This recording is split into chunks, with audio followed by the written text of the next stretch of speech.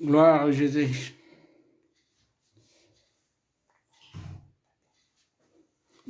Nzambe azamalamu pona journée kitoko oyo apesi biso yango to ye lisusu na ntango oyo pona ko eleve nkombo na Nzambe ko glorifier ye parce que Nzambe na biso a permettre tozala lisusu na moment oyo liboso ya video oyo pona kobana ko partager maloba na Nzambe.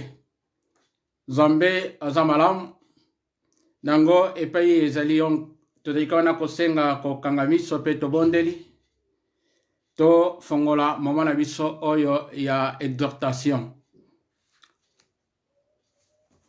Jésus ne change pas, Jésus ne change pas, Alléluia. Jésus ne change pas, il est mon sauveur, il est toujours même. Jésus ne change. Jésus ne change pas, Jésus ne change pas, Alléluia. Jésus ne change pas, il est mon sauveur, il est toujours le même. Jésus ne change. Chantons Alléluia, chantons Alléluia, Alléluia, chantons Alléluia. Il est mon sauveur, il est toujours le même. Jésus ne change, Jésus ne change pas, Jésus ne change pas, Alléluia. Jésus ne change pas, il est mon sauveur, il est toujours le même. Jésus ne change pas. Jésus,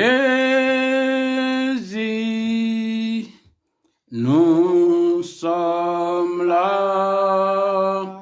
Jésus, nous sommes là. Jésus, nous sommes là. Nous sommes là pour toi, Saint-Esprit.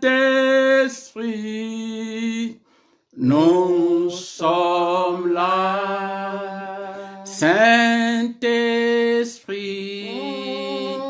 Nous sommes là, Saint-Esprit. Nous sommes là, nous sommes là pour toi, Saint-Esprit. Nous sommes là, Saint-Esprit. Nous sommes là, Saint-Esprit. Nous sommes là, nous sommes là pour toi. Éternel, tu es Père de gloire. toye nzambe lisusu liboso na yo na mpoko oyo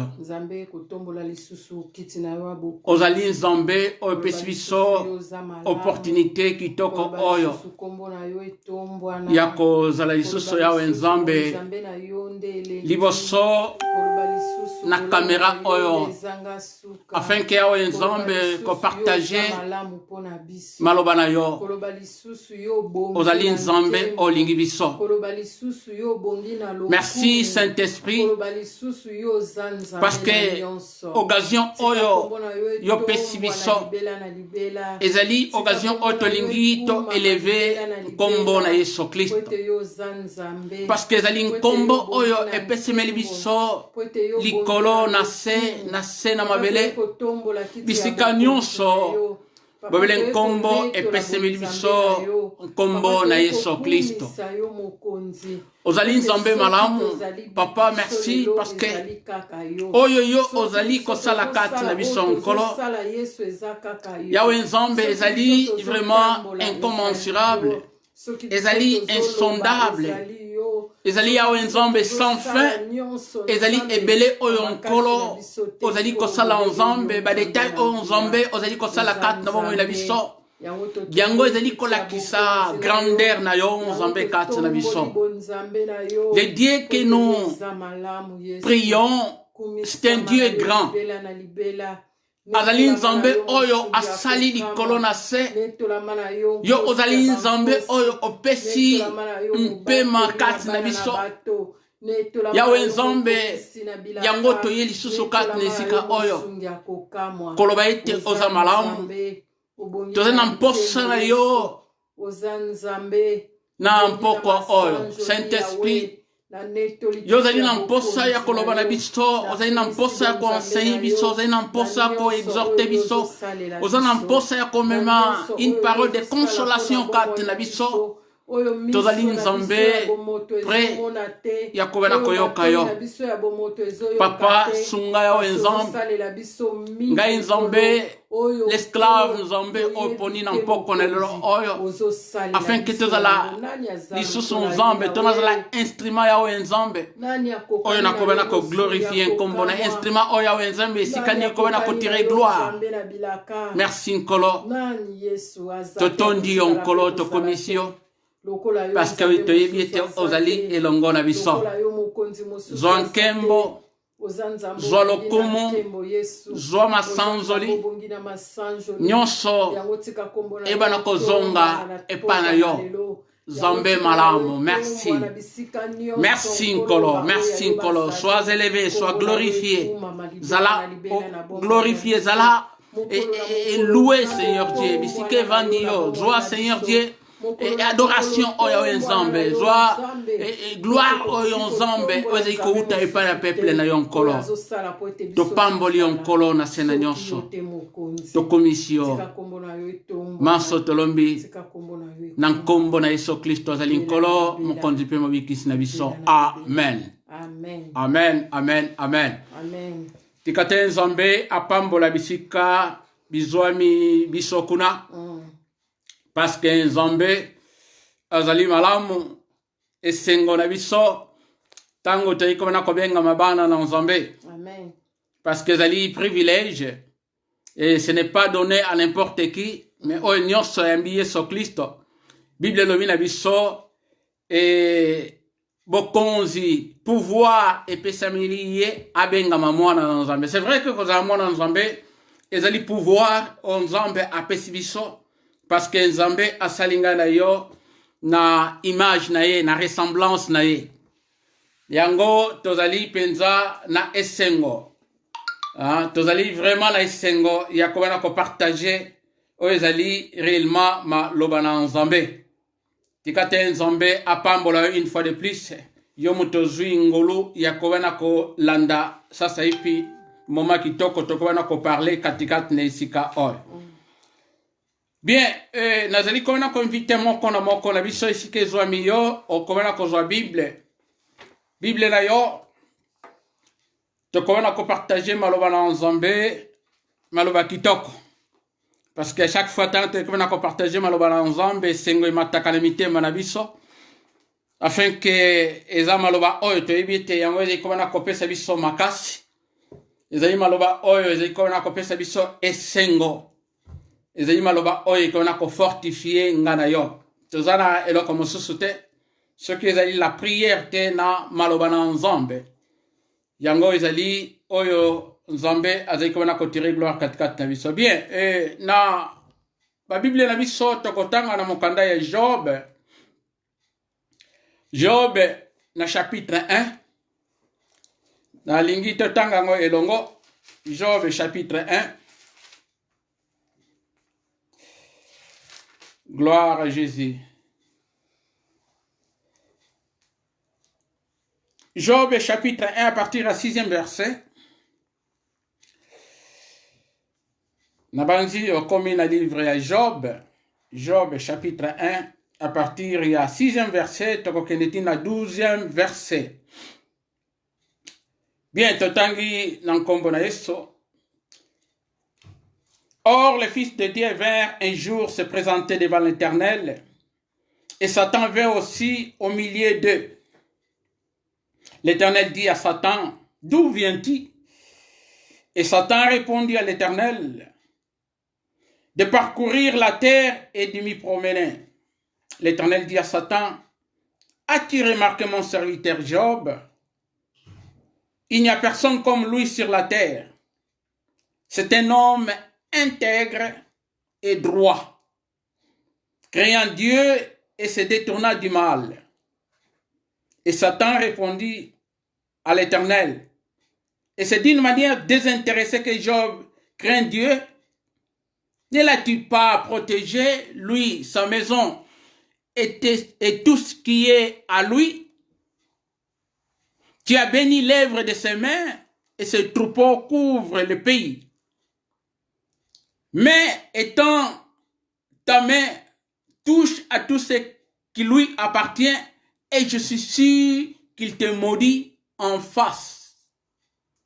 L'Éternel dit à Satan, voici, tout ce qui lui appartient, je te les livre. Seulement, ne porte pas la main sur lui.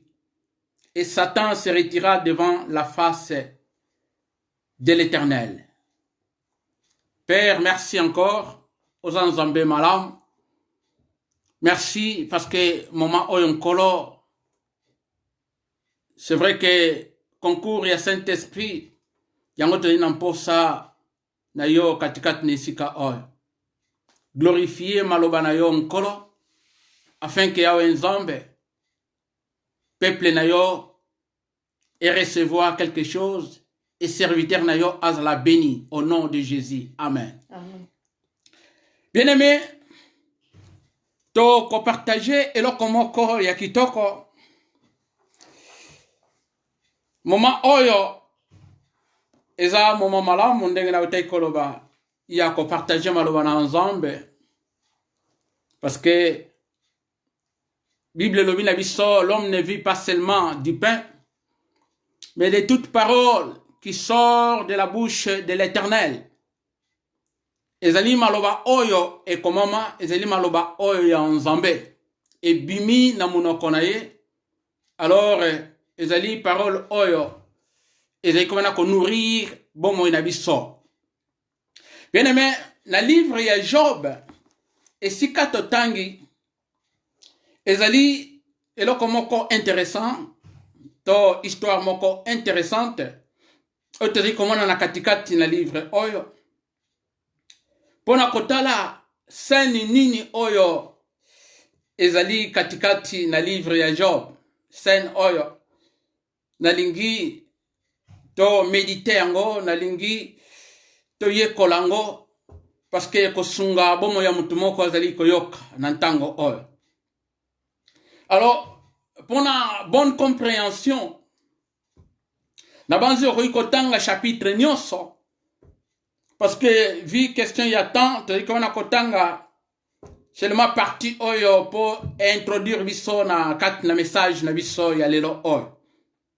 Alors na livre ya Job ndenge touti kotanga na esika oyo tomoni eza na scène moko oyo nalingi otire leçon tirer les sons na kati na scène oyo. Balobi na biso, les fils de Dieu, vers un jour se présenter devant l'Éternel. Bana na nzambe, baye mokolo mosusu liboso na nzambe. C'est-à-dire, baye kopesa nzambe rapport. Esika nini bakendaki, musala nini basali, oyo nzambe atindaki bango. Et balobi ete en même moment, Satan aussi ayaki na kati na bango. Wow. Satan aussi aye na kati na bana na nzambe. Ye lisusu aye kopesa rapport na ye. Alors, scène oyo na lingi vraiment ekotisanga na yo la dimension ya compréhension ya maloba na nzambe. Poto comprendre lolenge nini nzambe azali ko travailler na kati na bomo na biso. Pe lolenge nini ntango ye azali ko travailler na bomo na biso. Lolenge nini ye azali na contrôle ya bomo ya moko na biso. Eloko moko te ezali ko s'échapper liboso na nzambe. Nyonso nzambe ayebi yango. Nyonso nzambe azana contrôle nango. Alors, thème na lingi to partager na katikati na passage totangi et to parler sur les mystères ou to parler plus sur les ministères de la consolation. Les ministères de la consolation. Ezali ministère oyo Zambe apesi ngada yo. Ezali ministère oyo ezali très important katikati na église de Dieu. Le ministère de la consolation. Et partant na texte ototangi ndenge na lobiete na présence na nzambe et bana na nzambe baye kopesa rapport et ba lobiete Satan aussi azalaki na kati na bango. Et nzambe atuni Satana na verset 7. L'Éternel dit à Satan, d'où viens-tu? Où tu wapi? L'Éternel dit, et Satan répondit à l'Éternel de parcourir la terre et de me promener. Zamba tuni Satana où tu wapi? Yoka réponse ya Satan. Nauti na mokili. Nauti na mabele. Kotambola. Wow. Donc, scène oyo, ezoleka na likolo, ezoleka na présence na nzambe. Satan auti na terre na mabele. Ake kopesa kokuta na aussi na nzambe. D'abord, il y a un texte moko très intéressant. Texte oyo, vraiment, il kopesa biso une grande leçon. Pour na komona combien Satana oyo ngai na yo toyibite azali adversaire na biso. Akende kepe na présence na nzambe. Tant musuto azali na imagination. Satana akoiko solo na nzambe te. Tant musuto azali na imagination. Satana azali muto o azali to esprit o azali éloigné na nzambe. Mais awa batali sibiso Satana pe ake na présence na nzambe. Bazo solo la y avait conversation. Wow. Entre Satana na nzambe. Na éviter ce qui likambo oyo tango susu. Et chapaki yo to oyeba kango lisusu te. Donc Satana na présence na nzambe. Satana oyo to ibite ennemi juré na biso. Satana oyo to ibite yende mutali ko ningisa mokili. Yende azali ko boma, yende azali ko bana ko akize biso nuit et jour liboso na nzambe. Akende ke na présence na nzambe. Ake na présence na nzambe. Kopesa aussi konti randi na ye. Et tango komi na présence na nzambe. Ya lobite na uti na mokili. pardon, kotambola. Et tu dois comprendre, kotambola ya Satan de la kapamba te. C'est-à-dire, na mokili oyaya akende kotambola. Auti kosala ba dega. Auti kopesa oezali ba maladie.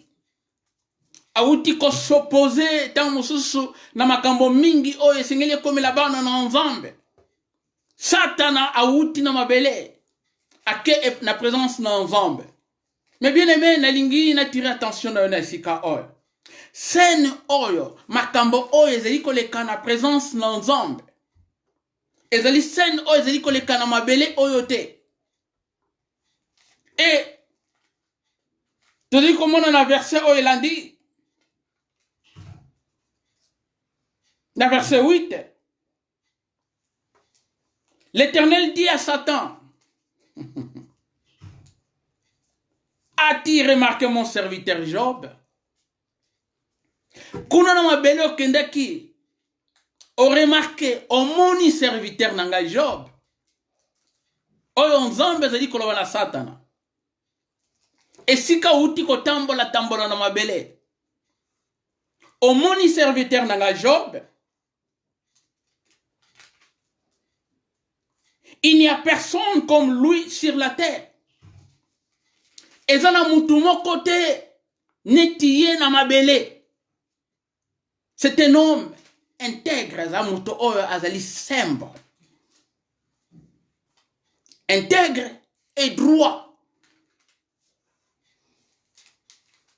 Dans lingala azali kopesa bosembo aliment. Azali intègre et droit liboso na ngai. Craignant Dieu et se détournant du mal, abanga kangai, pe abaluka, na oezeli makambo mabe, atalaka makambo mabe te. Bien aimé, n'a pas qu'il faut attirer attention d'ailleurs. Parce que ngai est attirer attention à ngai, tant que nazali komana ko méditer maloba oyo. Yango, bisobana na nzambe, tango toekwana ko méditer tango nyonso maloba na nzambe. Toko sentir pe toko comprendre combien esengo ekotondisa na mitema na biso. Tango nazali ko méditer tango nazali komona conversation oyo. Nazali kotala combien nzambe ndenge tolobaka ete azali kotuta tolo. Abi Satana outi na mabele omoni serviteur na ngai Job. Combien aza intègre pe droit. Azali kobanga ngai. Pe na makambo ya mabe azali te. Et ce qui te telemi awa. Tobandi ko sere texte o kotala ngo malamu. Tozali komona te combien nzambe atutaka tolo na ntina na ngai na yo. Ba oyo tozali komona kotambola kobanga ye. Nzambe aza content esengo ezali na motema na nzambe bien aimé. Tant que on a kotambola na kobanga ye. On a kotambola droit liboso na ye. Ba œuvre ya justice et comme on a commande ça na 4 no bomo na biso. Zambe azana esengo esike vandi ye.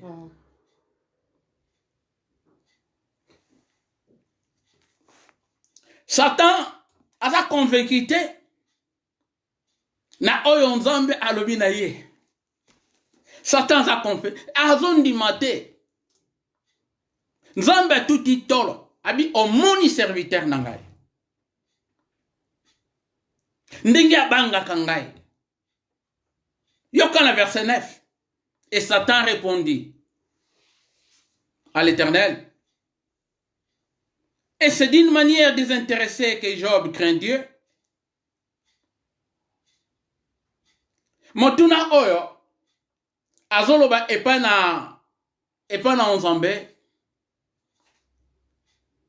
Est-ce que alinga kayo po alinga yo kaka?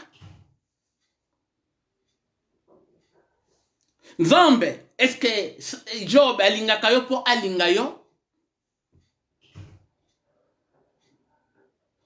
Ezate na verset 10, ne l'as-tu pas protégé? Ezalité po ozali ko batela ye. Ye pe ndako na ye. Pe oyo nyonso ezali ya ye. yo batelaka ye. Tu as béni l'œuvre de ses mains, opambola mosala ya maboko na ye. Ba troupeau na ye, yango etandami, yango ezingeli, yango nde etondisami. Tu komona na mboka nyonso te na pays nyonso. Eza lolenge yo ozobatela ye, pendenge ozosunga ye. Wana Satan azali ko répondre pa na Nzambe. Donc Job elingi yo parce que opamboli. Job elingi yo pona intérêt moko boye. Verset 11. Satan azali koloba. Mais étant ta main touche à tout ce qui lui appartient, et je suis sûr qu'il te maudit en face.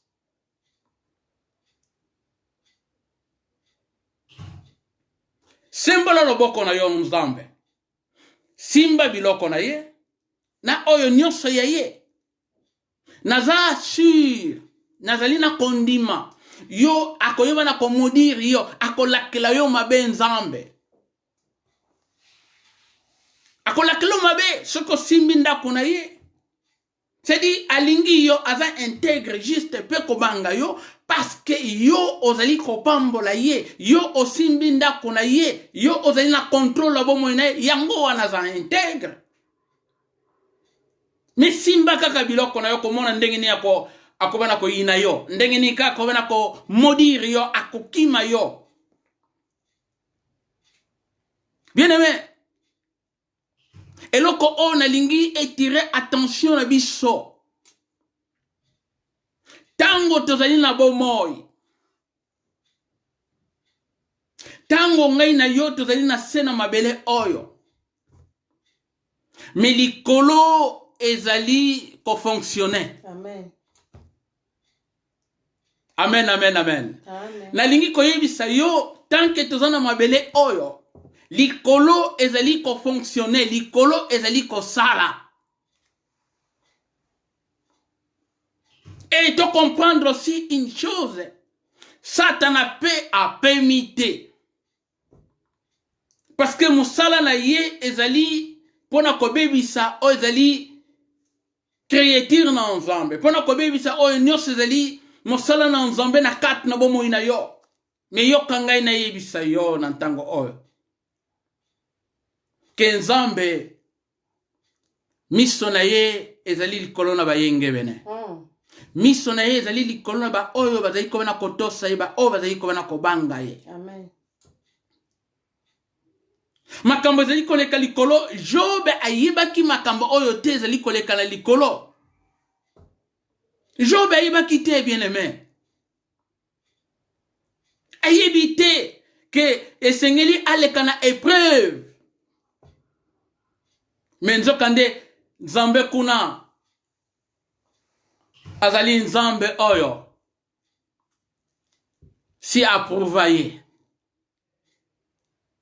Soki yo Nzambe si approuva yo.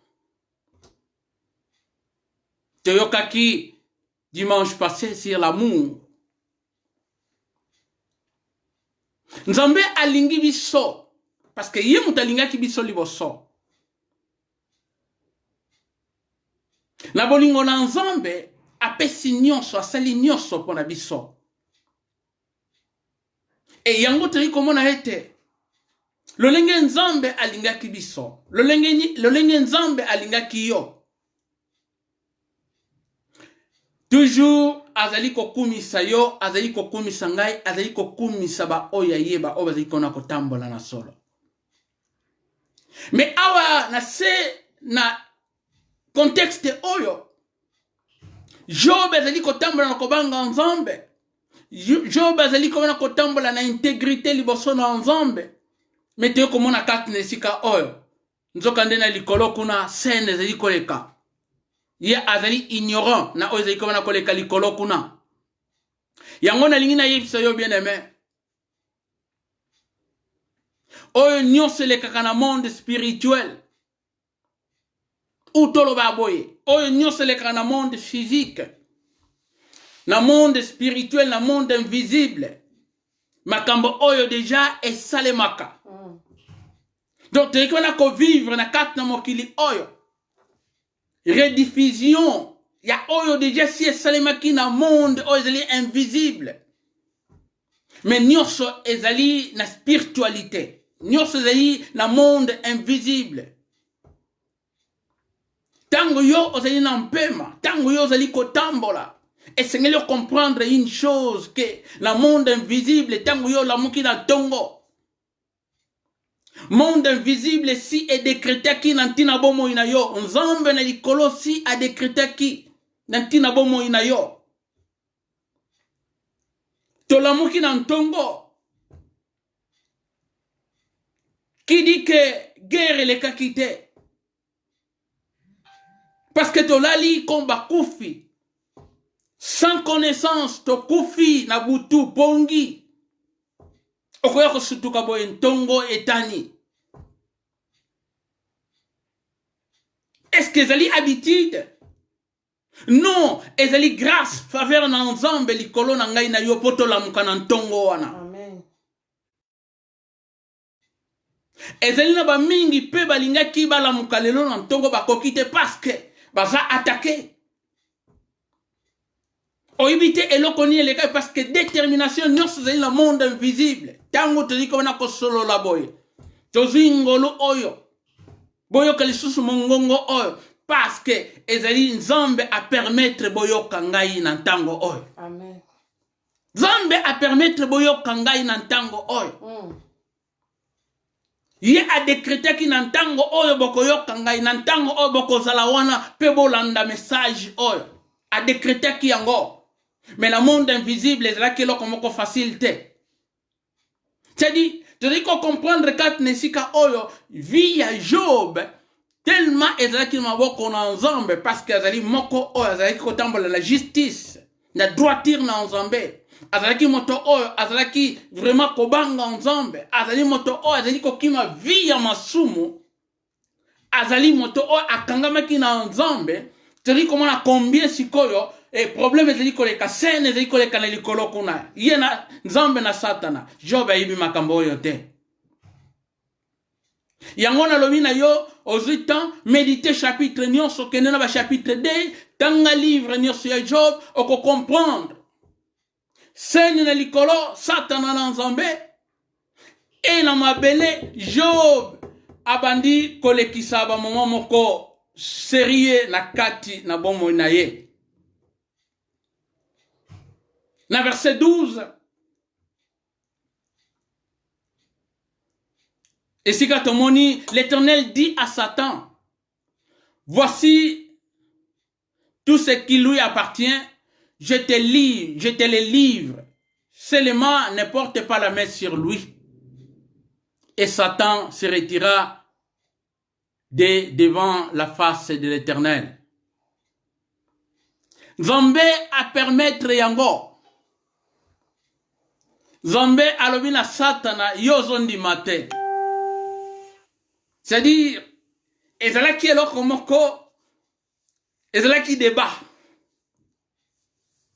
conversation oyo lisolo oyo ba débattre ngo na Satana na ntina na Job ye alobi na ye kende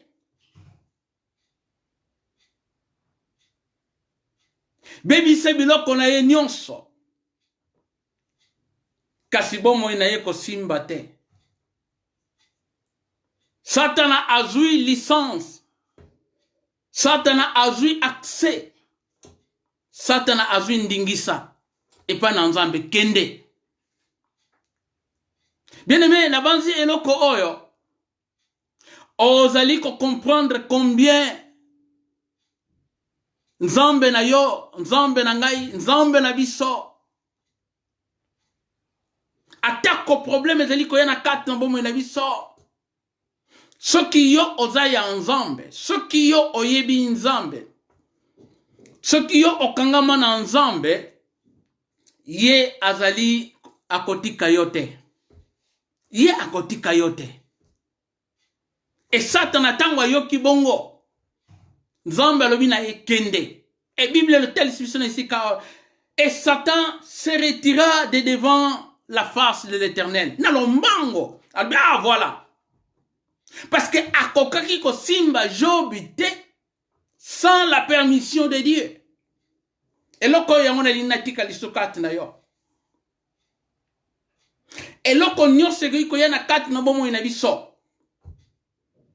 Bitumba nyose ko yana kat na bomo ina ngai na yo esengeli oyeba yango. Nzambe nde mutu akoki ko permettre yango. Amen. Amen. Nzambe nde mutu akoki ko permettre etumba to bitumba nyose ko yana kat na bomo ina yo. Soki yo ye a permettre te monguna akoki ko sala eloko moko te na kat na bomo ina yo. Me yoka eloko o. Permission na Nzambe. Permission na Nzambe. Ezali komema. Afin que ye approuve yo. Ye approuve ngai. C'est-à-dire, tango vie épreuve moko ezali koya na kat na vie ya mwana na Nzambe. Pona Satana aye ko tenter. Parce que batindi kende komeka ye, kende kokwisa ye. Bebise biloko na ye nyonso. Nzambe siko Satana alonge mbango akiti na mabele. Po aya ko bebisa vie ya Job. A bebisa biloko na ye. Et ce qui te continue un texte, oh, te yebi li solo, oh, te yebi contexte le lengeni et lekelaki. Et Satan a eu permission wana. Donc les Camerounais ils comme na kosala na volonté na Nzambe. Les Camerounais ceux qui kosala na kat na bomo ina biso. Soki ezana droiture, soki te ri kotamba na kobanga Nzambe. Nzambe akoki kosala comme oyo azali komona na kat na vie ya Job. Akoki kotinda Satana. Ameka asala oyo akoki kosala. Mais elonga ezali na ngambo na biso. Amen. Amen. Et yango nazali komona kotalisa biso na esika oyo. Satana tango se retirer na présence na Nzambe. Aye na vie ya Job, aye ko déstabiliser vie ya Job, aye ko bébi sa vie ya Job, bien aimé. Aye ko bébi sa vie ya Job. Vie ya Job to moni ete sango eyeli combien bana na ye bakenda ki fête. Babanda ko célébrer Bible la biso Satana asimbi bana, abomi bana. Ya Job. Satana ke bebi sa ba troupeau ya Job. Donc bibwele na ye nyonso a bebi si yango. C'est dit, oyo nyonso ezalaki bomengo ya Job bien aimé, nyonso esili, nyonso eza détruit, nyonso Satana a bebi si yango. Job atikali maboko na makolo ndenge tolobaka. Bien aimé. Et sene na likolo na sena mabele awa Job a commis pauvre. Job a zangi eloko bien aimé. Mais te yo komona ite ba amina ye ba ye ko consoler ba ultimo sika.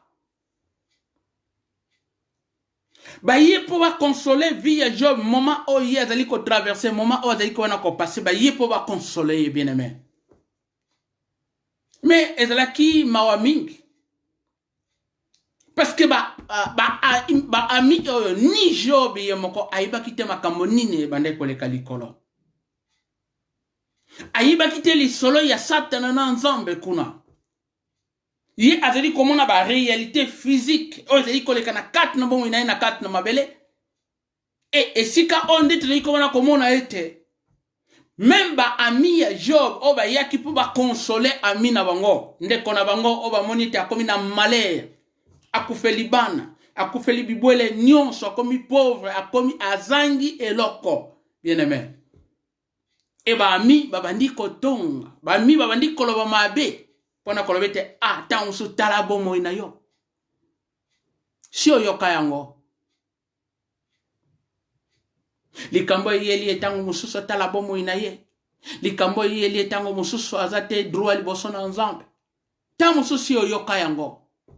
Mais bien aimé na yebisa yo soki yo oyebi na kati na conscience na yo na kati na motema na yo ozali moto oyo ozali kona kobanga nzambe ozali kona kotambola na kobanga nzambe ndeko nanga kende liboso ezali moment oyo yo donc tango ozali kopase ba moment ya tribulation ba moment oyo ezali ya pasi ezali tango na nzambe pona bomo ya ngai na yo des fois langage on te comprendre kango te. Parce que si tu mets ça dans le langage de bénédiction matérielle, Nzamba ko pambola yo, Nzamba ko sala yo boy, Nzamba ko matisa yo, Nzamba ko pesa yo voyage, tu mets ça dans le kabilo ko wana na kati na biso. Comme kama to yebi yangote, mpasi to yebi yangote. Ce que zaki na tango na biso. Tozwa contexte ya Job to mema wana tango na biso. Un homme riche oba yebi na mokili mobimba. Luka kombo ko yikopesa riche yo yebi, ba yebi yeba tunyos na mboka. Via Job. Mutu ambongo na kati na mboka. Mais bah, du coup comme ça a commis pauvre.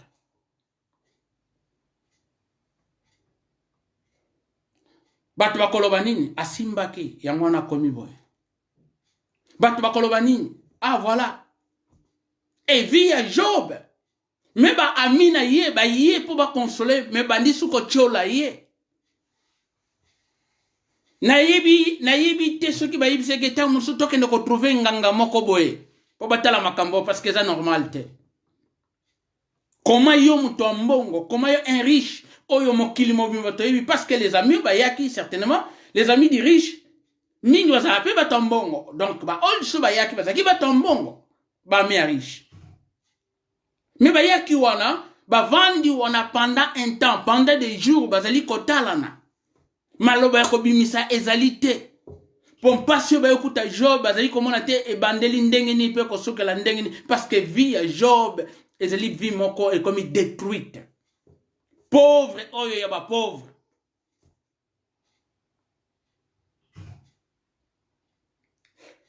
Mais esika oyo yango zeki wana ko tirer attention na biso bien aimé.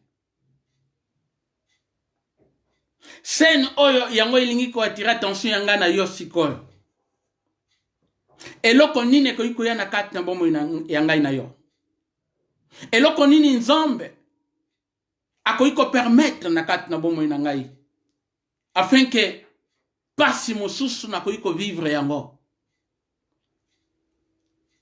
Eloko ya pesi biso arme ezali importante o alatisinga na yo ezali kondima apesi biso kondima.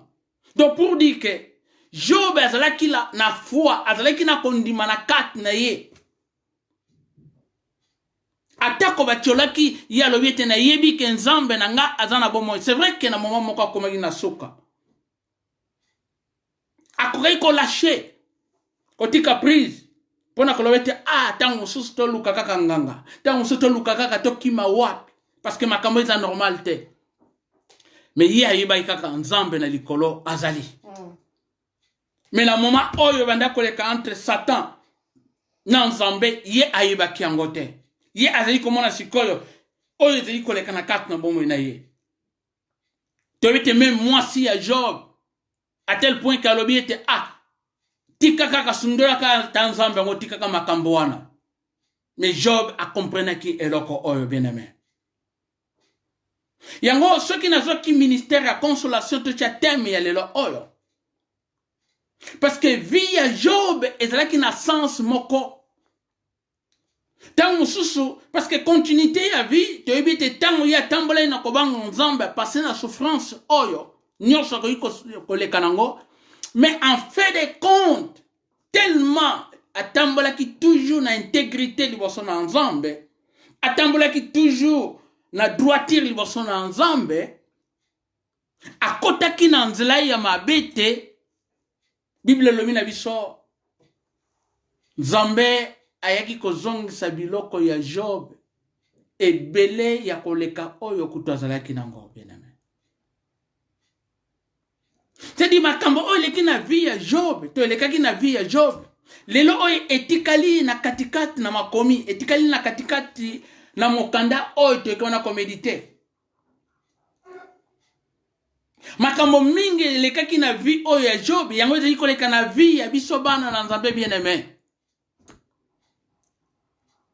C'est-à-dire makomi oyo ya Job, to vie oyo ya Job, expérience oyo ya Job, yango nde etikali na biso lelo oyo mpona ko comprendre ete makambo yeki na vie ya Job ezalaki po biso to yekola. Ponga na yo to yekola. Pour te comprendre, et un moment difficile et que na vie na biso. Makambo le dans l'Ancien Testament. Mais dans le Nouveau Testament, Paul a compris qui makambo oy. Paul a zwa qui révélation makambo oy. Job a yeba ki angote, mais Paul a compris qui. Yango na lingi totanga. Pour te comprendre, ndengeni Paul azali ko interpréter makambo azali ko yana kat na vie na ye. C'est différent. Parce que ye azui révélation, to azwa ki révélation.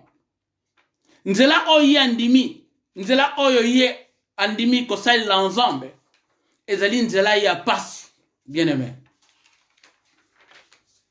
Na 1 Corinthiens, pardon, na 2 Corinthiens tokotanga na ma Bible na biso.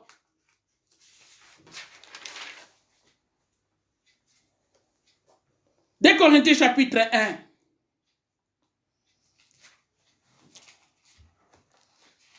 Nalingi otala la Bible na yo aussi. 2 Corinthiens chapitre 1. Tokobanda la 3e verset.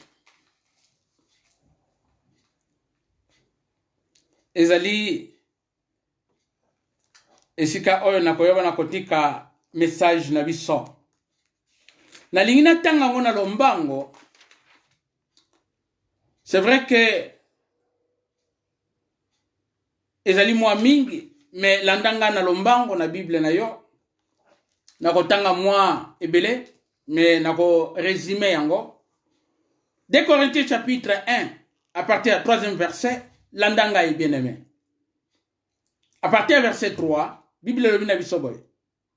Béni soit Dieu, le Père de notre Seigneur Jésus-Christ, le Père des miséricordes et le Dieu de toutes consolations, qui nous console dans toutes nos afflictions, afin que par la consolation dont nous sommes l'objet de la part de Dieu, nous puissions consoler ceux qui se trouvent dans quelque affliction. Car, de même que les souffrances de Christ abondent en nous, de même notre consolation abonde par Christ. Si nous sommes affligés, c'est pour votre consolation et pour notre salut. Si nous sommes consolés, c'est pour votre consolation qui se réalise par la patience à supporter les mêmes souffrances que nous en dirons. Et notre espérance à votre égard est ferme, parce que nous savons que si vous avez part aux souffrances, vous avez part aussi à la consolation. Wow. Nous ne voulons pas, en effet, vous laisser ignorer, frères, au sujet de la tribulation qui nous est survenue en Asie, que nous avons été excessivement accablés au-delà de nos forces, de telle sorte que nous désespérions même de conserver la vie. Et nous regardions comme certains notre arrêt de mort, afin de ne pas placer notre confiance en nous-mêmes, mais de la placer en Dieu, qui ressuscite les morts. C'est lui qui nous a délivrés et qui nous délivrera d'une telle mort. Lui de qui nous espérons qu'il nous délivrera encore. Vous-même aussi, nous assistons de vos prières afin que la grâce obtenue par nous, pour nous, par plusieurs soirs, pour plusieurs innovations, de rendre grâce à notre sujet. Je continue Kotanga, verset 12. Car ce qui fait notre gloire, c'est ce témoignage de notre conscience que nous nous sommes conduits dans le monde et surtout à votre égard, avec sainteté et pureté devant Dieu. Non point avec une sagesse charnelle, mais avec la grâce de Dieu. Nous ne vous écrivons pas une autre chose que ce que vous lisez et ce que vous reconnaissez. Et j'espère que vous les reconnaîtrez jusqu'à la fin. Comme vous avez déjà reconnu en partie que nous sommes votre gloire, de même que vous serez aussi la nôtre au jour du Seigneur Jésus. Dans cette persuasion, je voulais aller vers vous afin que vous eussiez une double grâce. Je voulais passer chez vous pour me rendre à Macédoine, puis revenir de la Macédoine chez vous, et vous m'auriez fait accompagner en Judée. Et c'est que, en voulant cela, j'ai donc usé de légèreté, ou bien mes résolutions sont-elles des résolutions selon la chair, de sorte qu'il n'y ait en moi le oui et le non. Aussi vrai que Dieu est fidèle, la parole que nous vous avons adressée n'a pas été oui et non, car le Fils de Dieu, Jésus-Christ, qui a été prêché par nous au milieu de vous, par moi et par Sylvain et par Timothée, n'a pas été oui et non, mais c'est oui qui a été en lui. Car pour ce qui concerne toutes les promesses de Dieu, c'est en lui qui est le oui. C'est pourquoi encore l'amen pour lui est prononcé par nous à la gloire de Dieu. Amen, amen. De ce qui signe verset 20. Zombe, nakotanga makomi oya apôtre Paul. Tu dois comprendre l'okomoko à comprendre oizali ba affliction, à comprendre oizali ba tribulation, à comprendre oizali souffrance. Apôtre Paul a dit bien bien-aimé. Pour naïe, ezali pas comme Job, mais ezali elokomoko oyo, ezali yé à comprendre on a contexte spirituel. Parce que Job, nous sommes les kalikolo aibaki angote. Débat au sein ezala ki na yé na sena mabele. Oyo a ba amina yé bazali ko critiquer, aibaki angote. Il faut comprendre seulement la bénédiction na souka après avoir été tenté. Bolimbisi.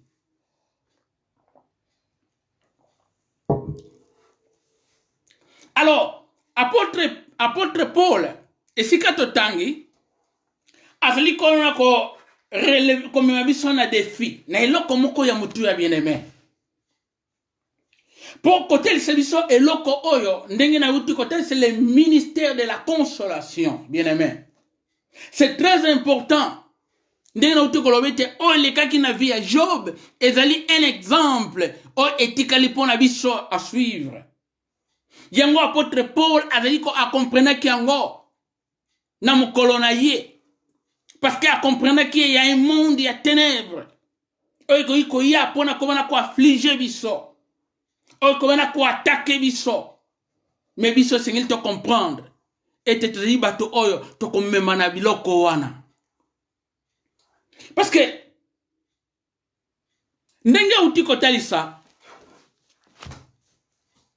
na isika ototangi to comprendre loko moko ya mutuya. Oyo azali koloba katikati nesika oyo.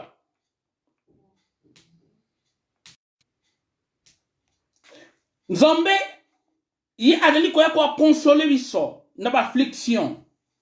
Azali ko consoler biso na ba tribulation, na ba problème tiko na koleka nango. Mais alobi une chose. Eloko ezali ya kitoko na moni. na verset 7.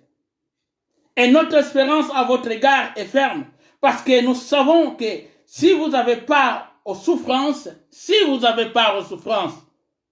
azali koloba na église ya Corinthe, si vous avez part aux souffrances, vous avez part aussi à la consolation de notre part. Vous avez aussi la part ya consolation. Parce que makambo oyo apôtre Paul azali koleka nango, alobi akomaki na moment moko amoni kaka liwa yangoyo. Azalaki sous na certitude ya ko vivre te, amonaki nete ya ko vivre lisusu te, bien-aimé.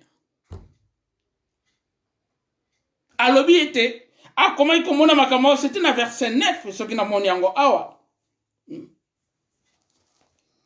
Tellement ba tribulation elekaki à partir à verset 8.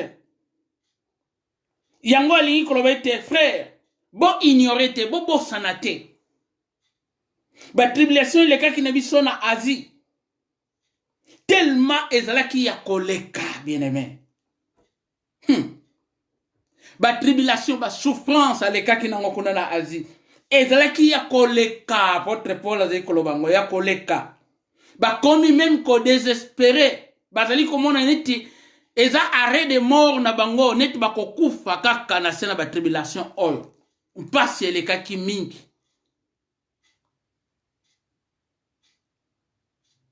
Mais tu ko comprendre loko na mutuya. Paul aye kotali sango pona kotali saite. Ba souffrance yango. Ndenge bino ba ta Corinthe bazali koleka na souffrance. Bozan a droit. Ya kozwa aussi consolation na part na biso. Mais ezali eloko fait ya tribulation. Fait ya affliction. Souka nango objectif nango ezali nini. Et que il la objectif moko et que il la fin moko en soi. Donc ezali objectif moko ikoya pona bomo inangai. Mais plus o le kakana bomo inabiso. Makambo to le kakanango expérience autre dit ko enduré to ko le kanango. Ezali surtout objectif nango ezali kaka pona biso moko te, mais ezali pona ba misusu babikisama, pona ba misusu bazala ya kokemba batelema na foi chrétienne na bango, bien-aimé. Ndenge nini yo okoki kosunga mutu soki oleki na ba épreuve te. Ezali oba bengi test. Parce que Nzambe ezali koloba ete épreuve, boko leka na ba épreuve, boko leka na ba test. Bien na lina loba na yo. Même na ba niveau estudiantine au niveau scolaire, bana tanga bazali kotanga. Mwana moko te ako passer classe, ce qui a passé n'examen te. Examen ezali évaluation akota la niveau ya mwana. Mwana komi na niveau nini. Yango examen ko permettre ye na niveau na ye po ba passer ye classe. Ce qui a kokite mwana ko refaire classe, bien aimé. Na niveau spiritualité na bon Nzambe, il y a des tests, des épreuves. Ezali oye koleka na vie ya mwana na Nzambe nyonso ba épreuve. Mais tozali komana koleka yango. Bien aimé, pour te consoler batu misusu o ba koleka na ba épreuve. Tokoki kozala te bana na Nzambe sans toleka na pasi oyo ba épreuve na vie na biso, bien aimé. Tango zali kobanga Nzambe ndeko na ngai. Yebaka ite épreuve wana ezali réussite na yo. Ndenge balobi ete na moment ya crise badage chinois elobaka ete na moment ya crise ezali opportunité. Des fois bana na Nzambe te comprenaka te ke épreuve eza opportunité pona biso poto mata niveau poto zala une fois de plus glorifié to zala batu oyo réellement Nzambe ako toute la source to labi wow na isika oyo mwana oyo na moni alongi na beti maboko. na likolo kuna esengo ezali pona kolobete oyo azali fille de Dieu, oyo azali enfant de Dieu. Tokozala bana na nzambe te bilemba lemba. Tokozala bana na nzambe te oyo sans épreuve. Vie chrétienne ya sans épreuve ezali te. Bien aimé. Bosana makambo oyo bakoki koyela yo. Parce que vie na biso ezali na kati na maboko na nzambe. Soko zali na maboko na nzambe okopase ba épreuve, mais ba épreuve wana okolonga nango pe okobima na se na ba épreuve wana. Amen. Et tango okobima nzambe akozala glorifié. Amen. Bato bakotatola nzambe na nzela na yo. Wow, alekaki moment au difficile. Nzambe na ye tomoni ete aza na bomoi. Bato bakoloba ngo bato bakotatola ke nzambe na biso aza na bomoi. Amen. Bien-aimé na lingi kolendisa yo. Apôtre Paul ezali kotalisa biso eloko oyo. Bien-aimé, ministère bapesi biso ezali ya consolation. C'est-à-dire tokobela ko consoler batu ebele oyo tokomona na ba sujet to ba problème ya pasi bien-aimé. Nzambe ezali ko permettre yango na kati na bomoi na yo po yo ozala moto oyo kozala un modèle ya kolanda batu bakolanda yo bako comprendre ete pasi moko elekaki frère songolo, sœur songolo. Mais tomoni te abimaki na pasi wana biso pe soki tokangami na nzambe na ye tokoleka banzela oyo mais toyebite tokobima na se na situation oyo. Amen. Amen. Ezali très important. Sosola yango malamu. Na tuna ngai na yo to tunana. Problème nini Yesu azalaki nango? Yesu azali na problème personnel. Yesu Kristo walobete sans péché, asalaki lisumu moko te. Azalaki ni lisumu na kati na ye, azalaki na problème ni na tata. Yango alobaki ete nkolo, soki ezali possible, lekisanga souffrance oyo, na leka yango te. Mpasi na kufa oyo. Yesu aleli a souffrir na kati na nzoto na ye, mais asalaki lisumu moko te. Asalaki pe na problème na tata te. Mais asalaki yango ezalaki pona ngai na yo to bikisama bien-aimé. Amen. C'est-à-dire fin ya passe na Yesu Christ to objectif ya passe na Yesu Christ ezalaki pona ye moko te. Mais passe na Yesu Christ ezalaki pona biso. Lelo oyo to bikisama apôtre Paul yango ezali kona ko exhorter biso. Toko passe na ba souffrance, na ba tribulation, afin que batu mosusu ba trouver gloire. Afin que te tombe dans Nzambe. Mokono na lobi. Biso tozali modèle, biso tozali marque oyo Nzambe tiena mabele oyo. Mais marque moko ezali marque na Nzambe, marque oyo Satana akoki kolonga yango te. Bitumbe koyela ngai na yo mais tozali balongi parce que Bible le dit nous sommes plus que vainqueurs. Tozali balongi. Qui est le vainqueur? Na mutalonga ki na ikulusu. Ngai mutalonga ki na ikulusu. Yo olonga ki na ikulusu. Eza Yesu mutalonga ki na ikulusu. Mais victoire ya ikulusu asali nini apesi ngai na yo. Biso to sepela nango et biso pe na tourne biso apesi biso ministère ya consolation. Bien-aimé, l'église de Dieu essaye de comprendre nango uta ba disciple na Yesu Kristo, ba apôtre na Yesu Kristo, ba pasaki na souffrance, ba pasaki na tribulation, ba pasaki na persécution. Église primitive eye église on a les kaki na tribulation et les kaki na persécution. Ba martyr ba bimi ba bomi bango makila na bango etangi afin que lelo oyo église etelema biso to telema parce que ezali na bato ba futa ki pri bato ba zaki na carte na ministère à consolation afin que biso to comme bana na Nzambe. Mais ezali ko continuer ngai na yo to ezali ba témoin esengeli te Nzambe loboko na Nzambe molili eye mais loboko na Nzambe ezali likolo na biso. Loboko na Nzambe ezali likolo na bomoi na yo mais ya mutu ya banga Nzambe.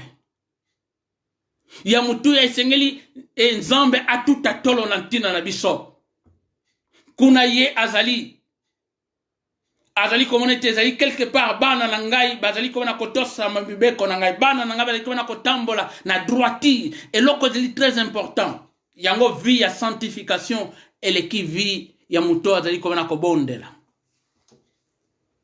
bien aimé yokanga vie ya sanctification eleki muto oyo azali komona kobondela.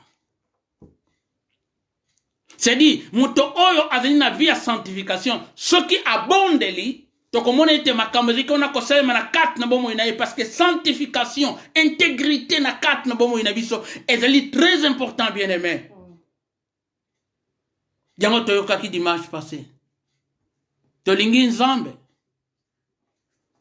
Yesu Kristo alingaki mingi mokili. Nzambe alingaki mingi mokili. Apesaki likabo. Yesu Kristo na ikulusu akufaki. Ponga na yoto biki sama. Jango mission tozali nango lelo oyo. Nzambe alingi biso. Apesi biso bokonzi tobenga mabana na ye. Mais il y a une chose. Ozana musala. Ministère ozanango. Eza ministère à consolation.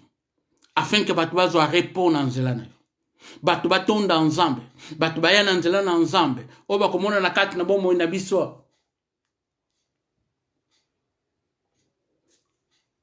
Balo ba ete nzambe azana bomo. Nzambe na bango ezali kosala. Ezali très important bien aimé. Na ebite moment de souffrance ezali. Na ebite koningana ezali. Na ebite batake ezali.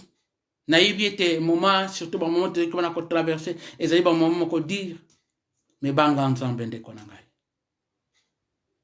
Banga nzambe. Tambala na ko banga nzambe. Nzambe akomana ko simba yo. Nzambe akomana ko pambola yo.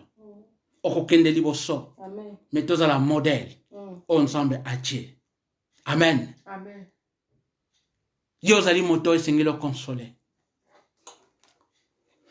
Bato mingi quelque part bazali komana ko lela. Mais nanzela na yo, nanzela na biso bato bakozolobiko. Nazali na kondima nanzela na ngai na yo. Tozala ba chrétien affermi. Ba chrétien oyo bazali affermi. Bazali kotambola. Réellement na maloba na nzambe na kati na bango. Na crainte na nzambe na kati na bango. Eloko mususu ezali te akoleka. Tikate nzambe. Apambola biso. Bandako kansa vie ya Job. Job o ayebaki makambo te ezali komona koleka. Mais nzambe na likolo azali kotuta tolo. Koloba na Satana omoni mwana na ngai Job. Combien nzambe azali kotuta tolo na ntina bomoi na ngai. Na ntina bomoi na yo. Soko ezali kotambola na kobanga nzambe. Nzambe azali komona kobeta tolo. Tala mwana na ngai ye wana.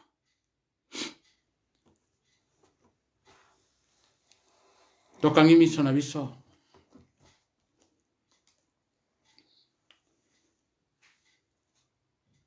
Tolingi kobondela bien-aimé.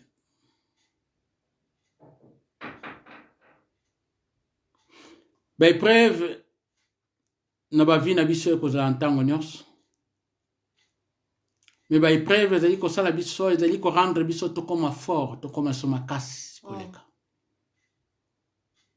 Ezali nzela ya mutu nyonso o abengami chrétien.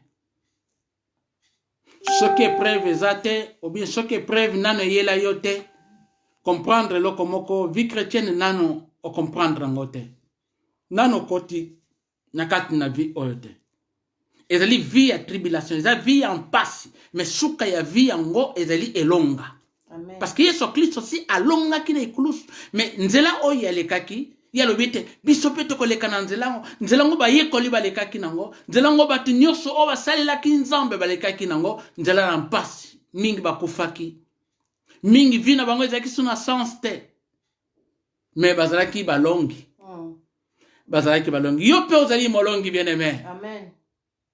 tozali balongi soki tokotambola na kobanga nzambe vie ya sanctification ya crainte na nzambe bien aimé c'est tout pour l'homme ezali kobanga nzambe eleki nyonso mpona moto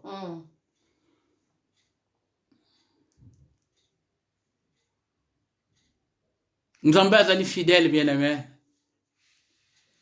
nzambe na biso azali fidèle nalingi oloba lisusu elongo na ngai nzambe na biso azali fidèle Amen.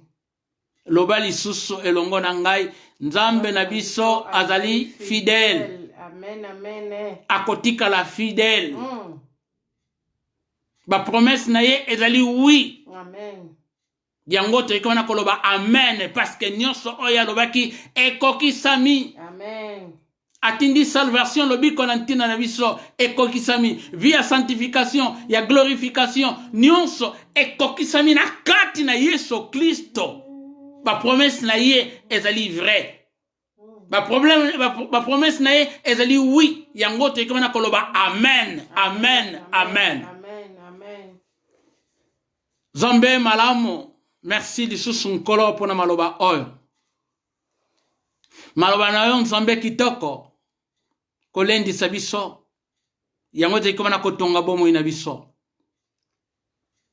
nayebi te yawe nzambe c'est vraiment important nkolo ntango nyonso topusa na présence na yo na mabondeli na koluka connaissance yawe nzambe ya maloba na yo parce que yango ezali très important na vie na biso koyeba yo koyekola maloba na yo kozwa instruction na part na yo me yawe nzambe tomoni elonga ezali lorsque ya la sanctification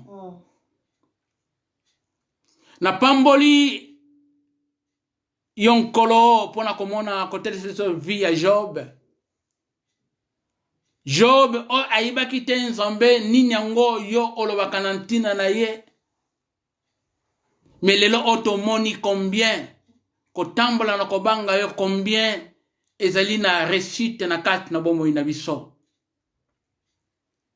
père mingi kati na biso toyeki na koluka formule ya réussite me formule ya réussite ezali kobanga yo nkolo kotambola na kobanga yo yango ezali formule ya réussite merci mpona kopesa biso recette ya mpoko na lelo oyo à travers ton serviteur Job merci mpona kopesa biso recette ya lelo oyo à travers ton serviteur Paul merci mpona kopesa biso recette oyo à travers tes serviteurs les apôtres baoyo nyonso bandimaki batambolaki na vie ya foi Père de gloire ekona kobondela mpona ndeko moko oyo nkolo azwi ngolu ya koyoka nzambe maloba oyo yawe nzambe tikete un plus na kati na kondima na ye ebakisama yawe nzambe ozali koluka yawe nzambe ke ton royaume nzambe ezala peuple yawe nzambe na baoyo nkolo balingi yo nkolo na bondeli na nkombo na yesu kristo na bamoma oyo nkolo tikona kotraverse yawe nzambe na ngai tikate oyo bana kosimba moko na biso yawe nzambe to comprendre yawe nzambe bamoma ya épreuve bamoma ya badifficulté ntango tikona koyela biso yawe ezala yo ozali nzambe oyo abandonaka baoyo yo te yawe nzambe nayebi te yo koabandone bana na yo te nkolo nango mokonzi nzambe nabondeli na nkombo na yesu kristo yawe nzambe sunga libota na yo nkolo tokende liboso yango yawe nzambe zwa nkembo zwa lokumu zwa masanzoli béni soit le nom béni soit le nom de Jésus, béni soit le nom du Seigneur Jésus. Jésus est le même, oui, toujours le même. Béni soit le nom du Seigneur. Oh, adorons, adorons le nom. Adorons le nom de Jésus, adorons le nom du Seigneur Jésus. Jésus est le même, oui, toujours le même. Adorons le nom Tikate kimia na nkolo Yesu Kristo. Disangana molimo mo santo. Kumana kwa accompagner moko na nkombo na Yesu Kristo. Amen. Amen. Tikate nzambe apambola moko na biso.